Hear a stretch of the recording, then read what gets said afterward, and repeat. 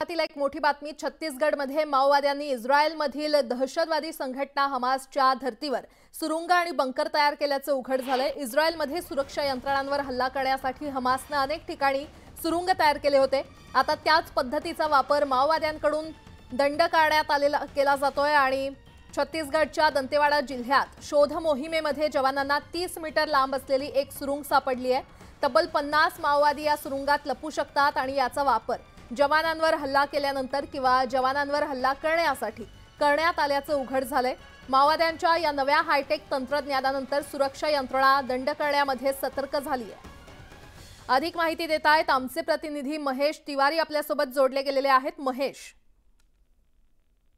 आपण बघितलं तर गेल्या काही दिवसात दंड करण्यामध्ये माओवाद्यांच्या हालचाली तीव्र झालेल्या आहेत। छत्तीसगडमध्ये माओवाद्यांनी मोठ्या प्रमाणात हल्ले सुरू केले आहेत। काल 3 जवान शहीद झाले होते आणि त्या घटनेनंतर माओवाद्यांच्या विरोधात शोध मोहीम सर्चिंग ऑपरेशन बिजापूर, दंतेवाडा, सुकमा जिल्ह्यात सुरू होतं। त्या दरम्यान दंतेवाडा जिल्ह्यातला जो बहिरमगड परिसर आहे त्या जंगलात काही एक मोठा खड्डा सदृश्य परिस्थिती त्या ठिकाणी दिसली।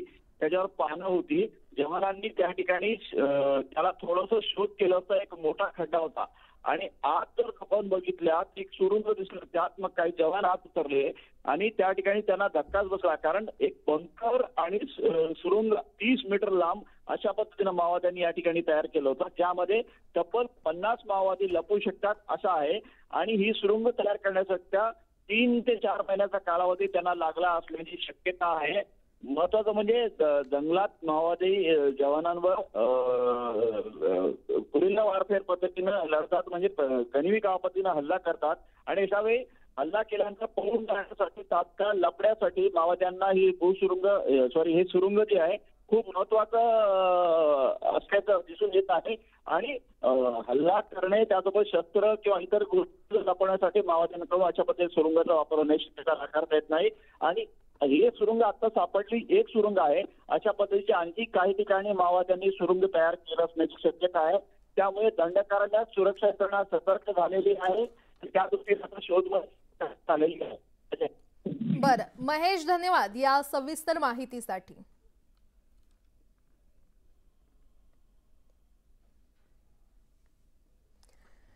शहापूरच्या